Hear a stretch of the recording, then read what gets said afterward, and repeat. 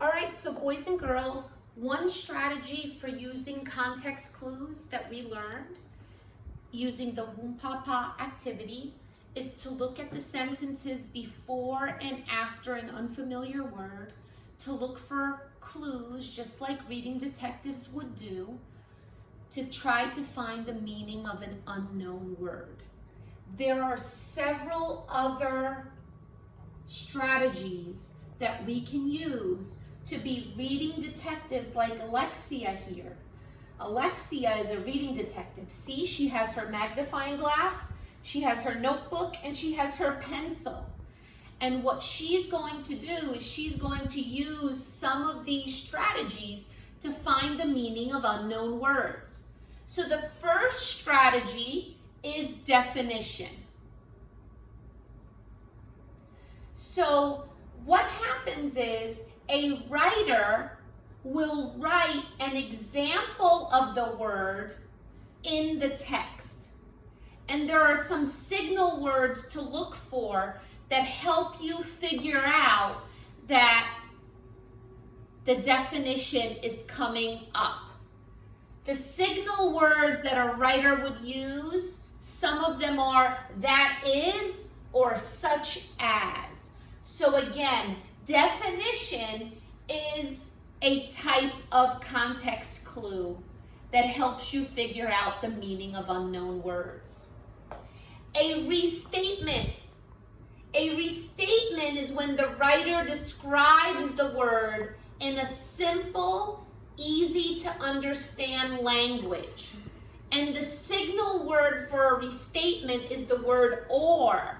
If you see the word or in a sentence with an unfamiliar word, the definition of that word is usually followed after.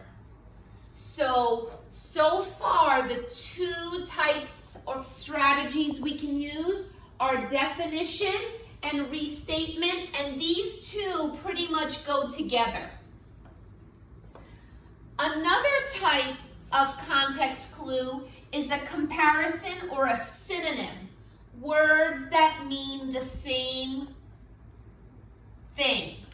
So a synonym or a comparison is when a writer uses words that mean the same in his text or her text.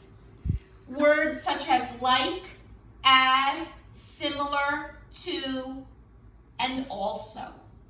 These are called signal words. Our signal words for synonym context clue strategies would be like, as, similar to, and also. And don't worry if you can't remember all of this. I have a chart that we are going to use when we complete our next activity. Another type of context clue is an example.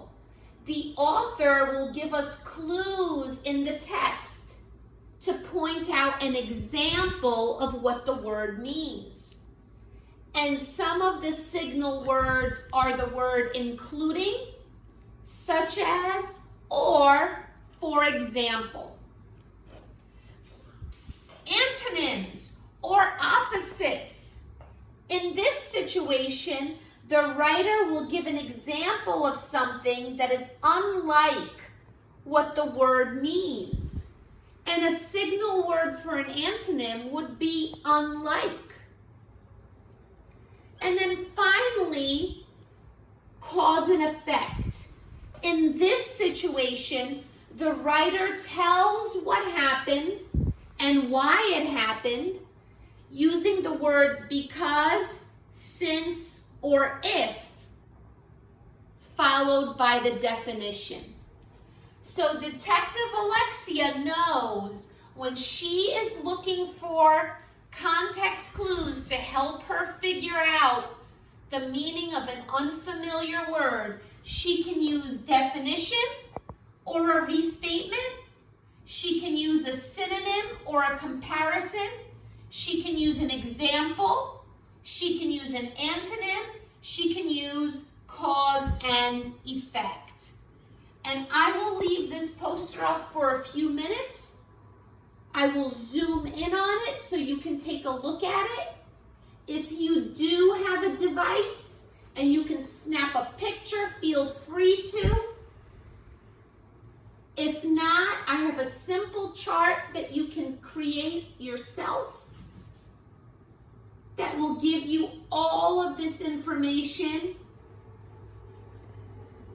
in step-by-step format that you can jot down. So feel free to either snap a picture or take some notes when I put up the next poster. And once you do that, I want you to get up and I want you to stretch.